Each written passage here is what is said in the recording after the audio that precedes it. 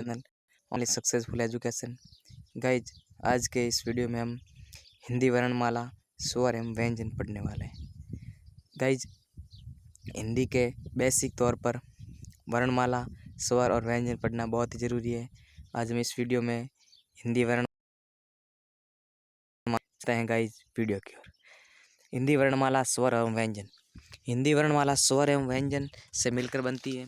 हिंदी में वर्णों, स्वर और व्यंजन की कुल संख्या 52 है, जिसमें 11 स्वर और 41 व्यंजन होते हैं। इन वर्णों के व्यवस्थित एवं क्रमबद्ध समूह को वर्णमाला कहते हैं। वर्ण हिंदी भाषा में प्रयुक्त सबसे छोटी इकाई। गाइज, हम शुरुआत से ही पढ़ते हैं कि वर्ण भाषा की सबसे छोटी इकाई होती है। वर्ण भाषा की, हिंदी भाषा की सबसे छोटी इकाई होती है। वर्णमाला के 2 पार्ट होते हैं। एक होता है स्वर, दूसरा होता है व्यंजन।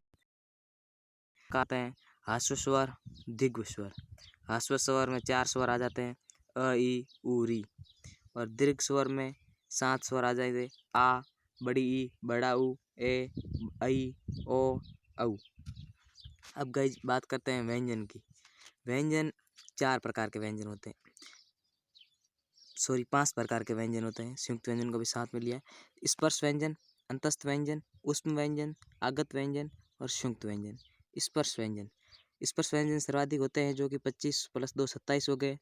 क, ख, ग, घ, ड़, क वर्ग, छ वर्ग, ट वर्ग, त वर्ग, प वर्ग, ये 5 वर्ग हो गए। तथा ड़ और ढ, ये 2 कुल मिलाकर हो गए 27 वर्ण।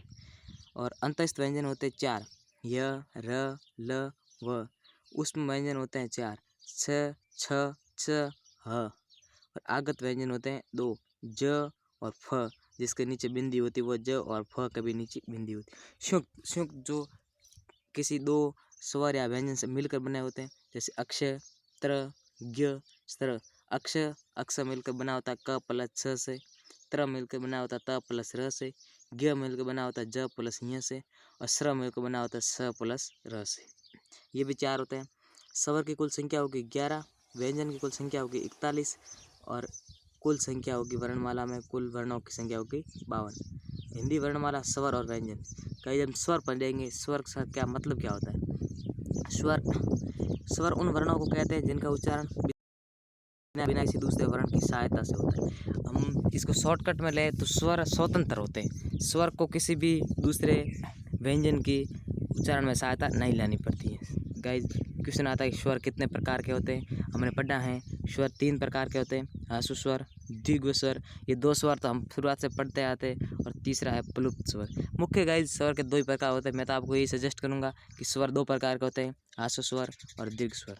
ह्रस्व स्वर जिन स्वरों के उच्चारण में कम समय लगता है उन्हें ह्रस्व स्वर कहते हैं, जैसे अ, ई, उ, री। ये 4 स्वर है, ह्रस्व स्वर है, जिनके उच्चारण में समय अपेक्षाकृत दीर्घ स्वर के कम लगता है। दूसरी बात आती है गाइज दीर्घ स्वर। जिन स्वरों के उच्चारण में ह्रस्व स्वरों से अधिक समय लगता है उन्हें दीर्घ स्वर कहते हैं। जिन स्वरों के उच्चारण में ह्रस्व स्वरों से अधिक समय लगता है उन्हें दीर्घ स्वर कहते हैं। तीसरी गाइज बात आती है प्लुप्त स्वर। जिन स्वरों के उच्चारण में ह्रस्व स्वरों से लगभग 3 गुना अधिक समय लगता है उन्हें प्लुप्त स्वर कहते हैं। अर्थात जैसे ओम। गाइज देखिए, आप भी पढ़िए, ओम। ओम में कितना समय लगता है उसे प्लुप्त स्वर कहते हैं। स्वरों की कुल संख्या 11 होती है, जो कि अ, ई, उ, री, आ, बड़ी, बड़ा उ, ए, ऐ, ओ, औ, ये होती है गाइज। स्वर की कुल संख्या। ह्रस्व स्वर की कुल संख्या होती है 4, हमने पहले ही पढ़ा है, अ, ई, उ और री। दीर्घ स्वरों की कुल संख्या जो कि होती है 7, आ, बड़ाई, बड़ाऊ, ए, ऐ, ओ, औ। गाइस, जब बात आती है मात्रा किसे कहते हैं? मात्रा स्वरों के निश्चित चिन्हों को मात्रा कहते हैं। ये हमें ध्यान रखना है कि स्वरों के निश्चित चिन्हों को हमें मात्रा कहते हैं। हम स्वर पढ़ लिया। गाइस, जब हम एक बार रिवीजन कर लेते हैं कि स्वर 11 होते हैं। स्वरों के प्रकार मुख्य तौर पर 2 होते हैं और वैसे 3 होते हैं, ह्रस्व स्वर, दीर्घ स्वर, ये मुख्य तौर पर 2। तीसरा होता है प्लुप्त स्वर। ह्रस्व स्वर किसे कहते हैं? जिस स्वर से के उच्चारण में अपेक्षाकृत समय कम लगता है उसे ह्रस्व स्वर कहते हैं। उसके बाद दीर्घ स्वर, जिस स्वर के उच्चारण में ह्रस्व स्वर से समय थोड़ा ज़्यादा लगता है उसे दीर्घ स्वर कहते हैं। और प्लुप्त स्वर इन दोनों में से ज़्यादा उच्चारण में समय लगता है, लगभग इनका 3 गुना समय लगता है, उसे दीर्घ स्वर कहते हैं। ह्रस्व स्वर में अ, ई, उ, री और दीर्घ स्वर में आ, बड़ी ई, बड़ा ऊ, ए, ऐ, ओ, औ। ये 7 होते हैं द्विग, 4 होते हैं ह्रस्व स्वर और 1 होता है पुल्लिंग स्वर। आगे बात आती है गाइज मात्रा। तो स्वरों के निश्चित चिन्हों को मात्रा कहते हैं। स्वरों को निश्चित चिन्हों के द्वारा अंकित किया जाता है, उसे मात्रा कहते हैं। अब स्वर पढ़ लिया, अब आगे पढ़ेंगे हम व्यंजन। व्यंजन किसे कहते हैं? व्यंजन उन वर्णों को कहते हैं जिनका उच्चारण स्वर की सहायता से होता है। स्वर किसे कैसे पढ़ा जाता है? स्वर उन वर्णों को कहते हैं जिसका उच्चारण किसी भी सहायता नहीं ली जाती, जिसके उच्चारण में जो स्वतंत्र होते हैं। लेकिन व्यंजन इसका अपोजिट है, विपरीत है, इसका विलोम है कि व्यंजन उन वर्णों को कहते हैं जिनका उच्चारण स्वर की सहायता से होता है। व्यंजन कितने प्रकार के होते हैं? व्यंजन 3 प्रकार के होते हैं। व्यंजन स्पर्श व्यंजन, अंतस्थ व्यंजन और ऊष्म व्यंजन। और मौखिक रूप से 3 प्रकार के होते हैं और 2 अन्य प्रकार भी है, आगत व्यंजन, सुक्त व्यंजन। आगत व्यंजन और सुक्त व्यंजन। व्यंजनों की कुल संख्या 41 41। स्पर्श व्यंजनों की कुल संख्या हम 25 पढ़ते आए हैं, लेकिन यह 27 दिया हुआ है। क ख ग घ ड़ छ छ छ छ ज ञ ट ठ ड ढ न त थ द ध न प फ ब भ म त ड़ और ढ इसमें दिया हुआ है, जो कि उच्छिप्त व्यंजन और द्विगुण व्यंजन भी कहते हैं। अंतस्थ व्यंजन, अब व्यंजनों को डिवाइड किया जाता है। अंतस्थ व्यंजनों की कुल संख्या 4 होते हैं। अंतस्थ व्यंजन य, र, ल, व।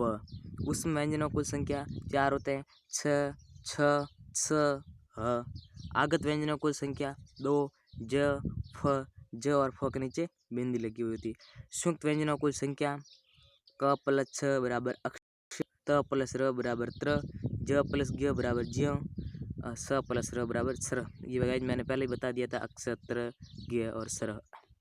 अयोग्य वर्ण कौन से होते हैं? गाइज जब बात आती है अयोग्य वर्ण, अयोग्य वर्ण के अंतर्गत गाइज हम लेते हैं अम, अ। अयोग्य वर्ण होते हैं अनुस्वार अम, अह, विसर्ग। आगे बात आती है विसर्ग, अ और अ के पास 2 बिंदी, जिसको कहते हैं विसर्ग। अनुस्वर किसे कहते हैं? स्वर के बाद बोले जाने वाला हलंत, स्वर के बाद बोले जाने वाला हलंत को अनुस्वर कहते हैं, जिसको अर्धध्वनि कहते हैं, अनुस्वार भी कहलाता है। जैसे परपंच, कंठ, छंद। देखिए गाइज पढ़िए, अनुस्वर स्वर के बाद बोले जाने वाला हलंत, और स्वर आया उसके बाद जो हलंत आया उसको हम किस तरह बोलते हैं? अर्धध्वनि जिसको बोलते हैं उसको अनुस्वार कहते हैं। अनुस्वार जैसे परपंच, कंठ, छंद आदि। विसर्ग किसे कहते हैं? विसर्ग महाप्राण सूचक एक स्वर है, जैसे प्रात, जैसे ये प्रात लगा हुआ है, प्रात के आगे 2 बिंदी है। अतः, अतः के आगे 2 बिंदी है। संभवत, ये आदि, ये है विसर्ग। गाइज ये विसर्ग, ये है हिंदी की बात। आगे पढ़ेंगे गाइज हम भारत सरकार द्वारा मानक हिंदी वर्णमाला। गाइज हिंदी वर्णमाला और मानक हिंदी वर्णमाला में थोड़ा अंतर है। भारत सरकार के केंद्रीय हिंदी निदेशालय तथा राष्ट्रीय शैक्षिक अनुसंधान एवं प्रशिक्षण परिषद द्वारा मानक हिंदी वर्णमाला का निर्धारण इस प्रकार किया गया है। अ, आ, ई, बड़ी ई, उ, बड़ा ऊ, री, ए, ऐ, ओ, औ, क, ख, ग, घ, ड़, छ, छ, ज, ज्ञ, ञ, ट, ठ, ड, ढ, ढ़, ढ, त, थ, द, ध, न, प, फ, ब, भ, म, य, र, ल, व, श, स, ह। गाइज ये होगी मानक हिंदी। आगे बात है स्वर और उनकी मात्राएं। स्वर अ, आ, ई, उ, री, ए, ऐ, ओ, औ। गाइज आप स्क्रीन पर देख सकते हो स्वर और उसकी मात्राएं। अ एक ऐसा वर्ण है, अ एक ऐसा स्वर है जिसकी कोई मात्रा नहीं होती, बाकी इसके अलावा सभी की मात्रा होती है। नॉट, अ और अंग आदि वर्णमाला में ऐसे वर्ण हैं जिनकी गिनती न तो स्वरों में होती है और न ही व्यंजनों में, इन्हें अयोग्य कहा जाता है। और अ को अयोग्य भी कहा जाता है। ठीक है, अयोग्य का अर्थ है जो योग न होने पर भी साथ दे। वर्णमाला में अयोग्य का स्थान स्वरों के बाद और व्यंजनों से पहले होता है। स्वरों के बाद और व्यंजनों से पहले अ का उच्चारण स्थान होता है। अ उच्चारण में अ का प्रयोग होता है। अम को अनुस्वार तथा अ को विसर्ग कहा जाता है। जैसे रंग, इंक, अंक, अंगद, अंगूर, अतः, प्रात, स्वत आदि विसर्ग का प्रयोग हिंदी में प्रचलित संस्कृत शब्दों में होता है। और अनुस्वार और विसर्ग न तो स्वर है न ही व्यंजन, लेकिन स्वर और व्यंजन दोनों इनका उपयोग किया जाता है। अनुस्वार और विसर्ग गाइज न तो स्वर है न ही व्यंजन है, लेकिन स्वर और व्यंजन दोनों में ही इनका उपयोग होता है। गाइज हमने स्वर और उनकी मात्राएं शुरुआत से हम स्वर पढ़ा पहले, उसके बाद पढ़ा हमने व्यंजन, मात्रा पढ़ा, फिर स्वर और उनकी मात्रा पढ़ा। एक बार रिपीट। स्वर, स्वर 2 प्रकार के होते हैं मुख्यतः, आसु स्वर, दिग्व स्वर। आसु स्वर में उच्चारण समय कम, दिग में ज़्यादा लगता है। तीसरा होता है प्लुप्त स्वर, जिसमें इन दोनों के 3 गुना उच्चारण लगता है। स्वर कुल संख्या 11 होती है। आगे बढ़ा था हमने व्यंजन। व्यंजन के 3 प्रकार होते हैं मुख्यतः स्पर्श व्यंजन, अंतस्थ व्यंजन, ऊष्म व्यंजन। व्यंजनों की कुल संख्या होती है 41 होती है। और व्यंजनों के बाद हमने पढ़ा था अयोग्य वर्ण कौन कौन से होते हैं। अयोग्य वर्ण में पढ़ा था हमने अह, ये अयोग्य वर्ण होते हैं। उसके बाद भारत सरकार द्वारा मानक हिंदी वर्णमाला भी पढ़ी थी हमने कि मानक हिंदी वर्णमाला में किन किन वर्णों को शामिल किया गया है। व्यंजन भी पढ़ा, स्वर भी पढ़ा, मानक हिंदी वर्णमाला पढ़ी, स्वर और उनकी मात्राएं पढ़ी। एक बार गाइस जी स्क्रीन पर है, आप स्वर और उनकी मात्रा एक बार ध्यान से देख लो कि स्वर कौन सी स्वर के साथ कौन सी मात्रा सूटेबल होती है। एक बार आप देख लो। मैं वीडियो पोस्ट कर रहा हूँ।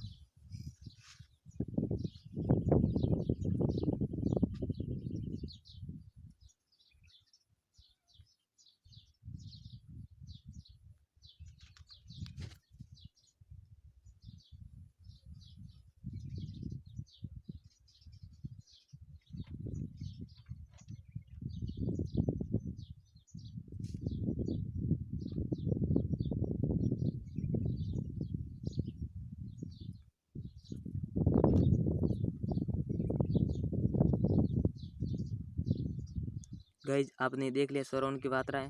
गाइज हमने स्वर और व्यंजन का अध्ययन इस वीडियो में किया है और आगे वीडियो में हम और भी व्याकरण का नए टॉपिक लेकर हाजिर होंगे। तब तक के लिए बाय। गाइज आप हमारे चैनल को सब्सक्राइब करके जाइए और हमें आपका प्यार और सपोर्ट दीजिए। आपका भाई को इसी तरह आपको अगली क्लासों में लेकर हाजिर होता रहेगा। Thank you so much.